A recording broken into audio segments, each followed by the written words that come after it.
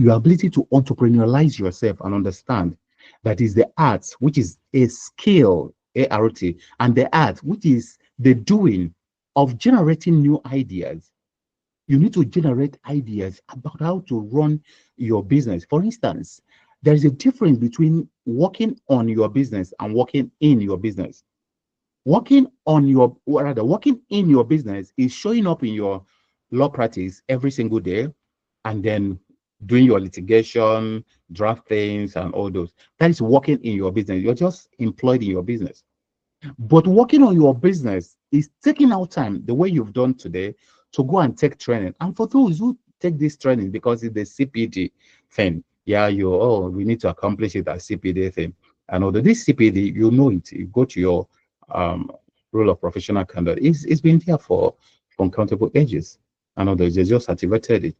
But you see, understanding that life is like cooking soup. If you say you just love egusi, and then you just take egusi and you put it inside the the pot and cook only egusi, it won't be sweet. If you want to cook egusi, you are going to put fish, you're going to put meat, you're going to put oil, you're going to put water, you're going to put seasoning, you're going to put salt, you're going to put pepper, you're going to put quite a lot to make it sweet. That is what it looks like. I talked about technician before. If you're a lawyer, you're a technician, very much like a medical doctor, very much like a professor in the university, very much like nothing more. For you to make money, you need to entrepreneurialize it. That is where adding all this thing comes in. Your ability to understand all the possible ways to position yourself as authority, as a thought leader, and to actually position your organization as a go-to place.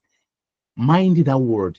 Position your organization not through advertising, not through being salesy, but position it as a go-to place where those who have the kind of problem you solve, the kind of need you attend to, where they will know that this is the best place we can go to, becoming the go-to. Okay, so that's very important for you to know. Okay, so when we talk about generating new ideas or innovating old ideas into profitable product services, we are not saying you're going to have a product like something you hold in your hand and you are selling. This is what I'm selling, or no. It's for you to productize, and we're going to look at how you do that. For you to productize your ideas in such a way that people are able to touch and feel what you are selling, to vivify it. I'm a litigation lawyer. You know, that doesn't make sense to somebody on the street. Yes, you know, a lawyer is a problem solver, is a troubleshooter. It makes sense to somebody on the street to see you as a troubleshooter and a problem solver. It makes more sense to somebody on the street. And remember, lawyers are not buying from lawyers. I'm not saying they cannot buy, but I'm saying your clients are not lawyers. So whatever you would do to position yourself as a troubleshooter, not through advertising, but through the problems you can solve in the society, it starts elevating your positioning. You see these young boys that make all the trouble and help all the guys who fall into trouble here and there, and we see how fast they grow because people see them as a go-to person for troubles, a go-to person for issues, a go-to person when I'm in need. Yeah. Okay. Having said that, ladies and gentlemen, now you must understand that these services and all those must be directed towards a targeted market.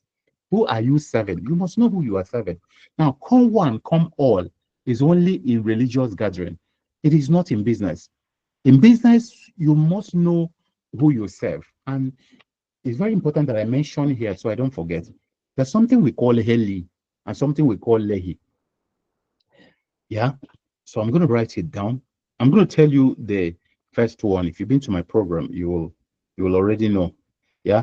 The first one, Heli, stands for high energy, low income. So help me. What do you think Lehi stands for? What do you think Lehi stands for quickly? Heli is high energy, low income. What do you think Lehi stands for? Yes, help me. I want it to be interactive, please. Unless you want me to just teach like a lecture in the university and do paper presentation. Okay, so help me. Heli is high energy, low income. Now, Lehi, what do you think it means? Thank you, Ella. Says low energy, high income. Amazing. So now I was talking about positioning. I was talking about also directed towards a targeted market. And in talking about that, I was trying to talk about Heli and Lehi. Heli are high energy, low income, kind of, you know, briefs, businesses, gig, and all those. They are good. Okay. So when you are a younger lawyer, when you are not well known, you could do something like 80-20. That is Heli 80, Lehi 20. As you are growing, your time start becoming more money. Your name start ringing bell. Now you start, and then you have to give your time, yourself time. In 1 year, I'll move 10% or 20% in each one. So as you start getting, your feet settled, you move to Heli 70, Lehi 30. Maybe next year or two, Heli 60, Lehi 40. Next year or two, Heli 50, Lehi 50. Next year or two, Heli 40, Lehi 60. Next year or two, Heli 30. So you do that until you come to either 2080 of Heli Lehi. Now,